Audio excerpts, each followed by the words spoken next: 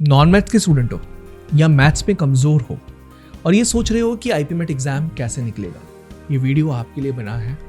इसका एक एक मिनट घोंट के पी लेना। ट्रस्ट मी, ये वीडियो आपको आपकी पूरी की पूरी जर्नी यूं निकलवाएगा, आईपीमेट क्रैक करवाएगा। Stick to the end. बस इस वीडियो को स्टार्ट करने से पहले एक डिस्क्लेमर दे दूं, ये जर्नी आसान नहीं होने वाली है बॉस। हाँ, आप आईपीएम क्रैक तो कर सकते हो, बट आईपीएम निकालना आसान नहीं है। और सच में एक बात और है, मैथ स्टूडेंट के पास एडवांटेज तो है, इस बात की हकीकत को कबूल कर दो आज के टाइम पर।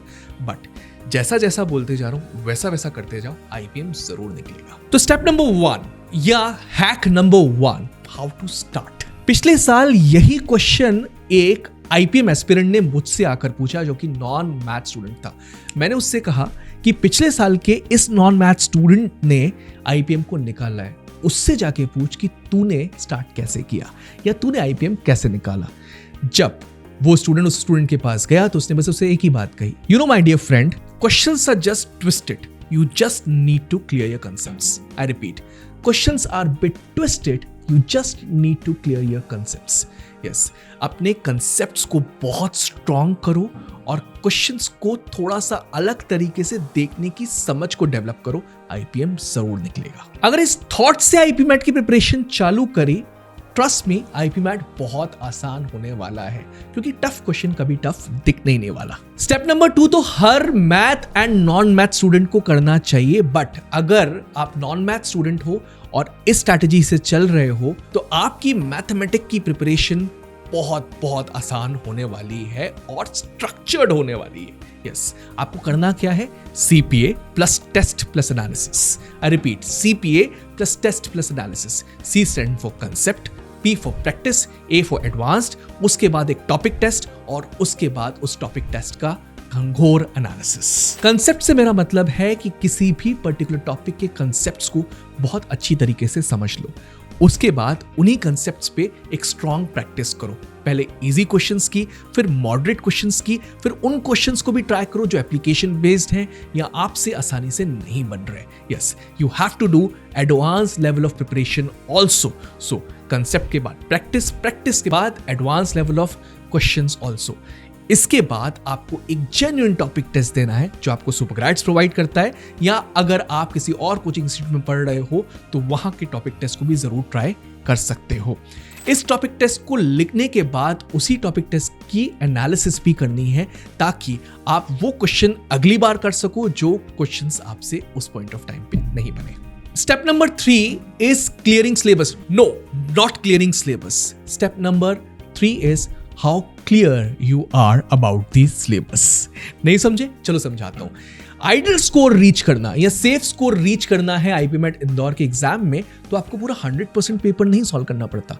अगर आपने 60% पेपर भी करेक्टली सॉल्व कर लिया तो आप आइडियल या सेफ स्कोर तक पहुंच सकते हो। तो बेसिकली आपको करना क्या है, बेसिकली आपको उन टॉपिक्स को टच करना है जो आपको वापस में नंबर स्ट्रांगली देंगे। तो हायर मैथ से क्यों डरना? 10th तक तो हर किसी ने मैथमेटिक्स पढ़ी है और वहां से आईपीमेट के क्वेश्चंस भी काफी पूछे जाते हैं। तो एग्जैक्टली आपको करना क्या है, सबसे पहले अरिथमेटिक को हिट करो। Percentages, profit and loss, ratio proportion, averages, time and work, time speed distance, ये आपको खूब सारे नंबर देके जाएंगे IPMAT Indore, JIPMAT as well as IPMAT Rohtak में। इसके बाद number system, remainder theorem, factors, geometry and mensuration, इसको हिट करो। यस, ये आइडली आपको हिट करने हैं आफ्टर अरिथमेटिक। जब इतना हो जाए तो हायर मैथ्स को भी छोड़ना ही क्यों, हायर मैथ के उन टॉपिक्स को उठाओ जिन्हें आपने पहले 10th तक थोड़ा बहुत जरूर पढ़ा है। So you have to start with equations, linear, quadratic, logarithms, क्योंकि वहां प्रॉपर्टीज बेस्ड क्वेश्चन पूछे जाते हैं और इजीली हो सकते हैं। सेट थ्योरी, क्योंकि कहीं ना कहीं सेट थ्योरी को भी पहले आपने पढ़ा है। Arithmetic progression and geometric progression भी बहुत आसान हो सकते हैं अगर इजी क्वेश्चन फंस जाए तो। ये टॉपिक्स कवर हो गए तो आपके पास एक कॉन्फिडेंस आ जाता है और हायर मैथ्स को भी अब आप कॉन्कर कर सकते हो धीरे धीरे। सो करना बस हमको क्या है, हायर मैथ्स से डरना नहीं है। अगर कोई ऐसा टॉपिक है जो बहुत परेशान कर रहा है इसके बावजूद, तो वहां पर मेंटर्स की हेल्प जरूर लो, और अगर उसके बाद भी नहीं बनता तो उस पर्टिकुलर टॉपिक को बिल्कुल बेफिक्री से छोड़ दो। तो बेसिकली आपको जो भी टॉपिक करना है वो इन डेप्थ करना है। You are not suppose to clear complete syllabus. जितना सिलेबस किया वो दमदार किया। स्टेप नंबर 4 और hack number 4, concentrate on improving your aptitude test score by commanding one particular section. एक पर्टिकुलर सेक्शन में अगर आप मैथ्स को कॉन्कर कर सकते हो तो बहुत अच्छी बात, नहीं तो इंग्लिश पे कमांड हासिल करो और वहां पर आपको किसी स्कोर पे रुकने की जरूरत नहीं।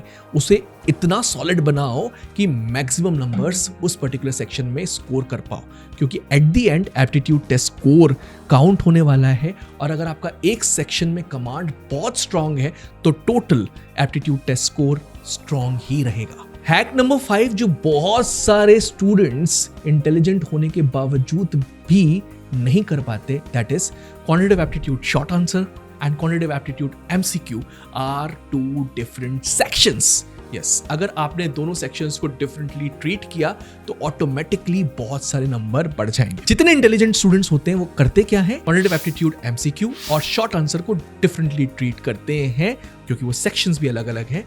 इसका क्लियर मतलब क्या है, दोनों की प्रैक्टिस अलग तरीके से करना। शॉर्ट आंसर को विदाउट मल्टीपल चॉइसेस के प्रैक्टिस करना और कोशिश करना हर क्वेश्चन के आंसर को रीच करने की। इस बार पता है क्या हुआ, इस बार क्वांटिटेटिव एप्टीट्यूड शॉर्ट आंसर का सेक्शन ही आसान आ गया, जिसकी वजह से कट ऑफ तो शूट हुए, बट बहुत सारे स्टूडेंट्स जो कि विदाउट चॉइस इस पर्टिकुलर सेक्शन को कर रहे थे, उन्होंने अपने स्कोर को खूब शूट अप कर दिया विद दिस पर्टिकुलर एटीट्यूड। सो अगर आपकी हैबिट चेंज होगी तो QA/MCQ में भी आप अच्छा कर पाओगे और शॉर्ट आंसर में अलग अप्रोच रखोगे to score really really well. So these were the 5 hacks जिससे आप आसानी से IIM इंदौर का रास्ता तय कर सकते हो despite being a non math kid. So how was the video? Share your experience in the comment section. और कोई सवाल है तो कमेंट सेक्शन में डाल दो, हमारी टीम उसको आंसर करेगी। Hit the like button, subscribe button and yes, share this particular video with your non math friend, या फिर मैथ फ्रेंड के साथ भी कर लेना जिसकी मैथमेटिक्स थोड़ी सी कमजोर हो। It's going to be really helpful for them as well. And that's all from my side. I will be coming up with something crucial and fruitful in days to come. Stay tuned on Supercrats YouTube channel.